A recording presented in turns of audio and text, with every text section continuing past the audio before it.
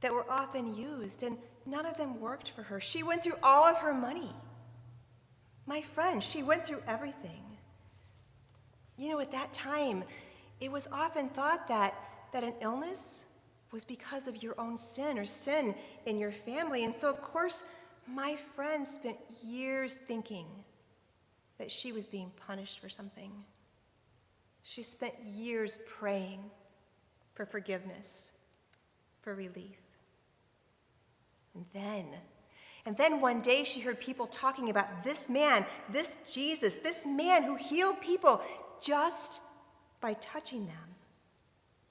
She knew in her heart that this man was the Messiah and that he could make her well. And so she went looking for him.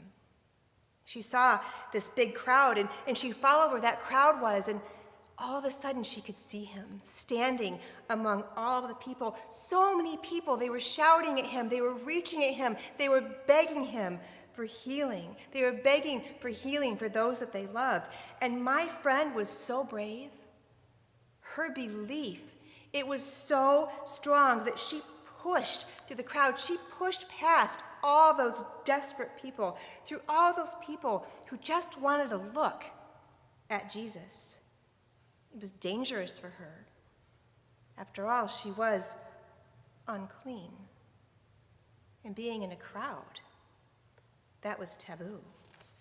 Yet she pressed on, and I watched her. As she neared him, she got down on her knees, and she crawled closer. She reached out, and she just touched the hem of his garment. Just for a moment. She didn't grab him. She didn't push him. But he knew she was there, and he healed her.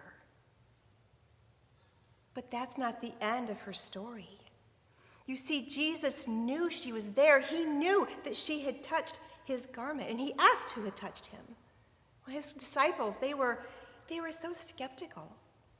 So many people were around Jesus, grabbing at him and touched him. They had no idea how he could know that one person had done so.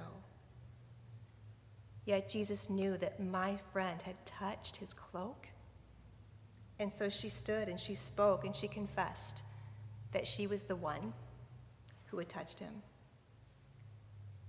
I saw Jesus look at her with such compassion and with such love. And then he said to her, "Your faith has made you well."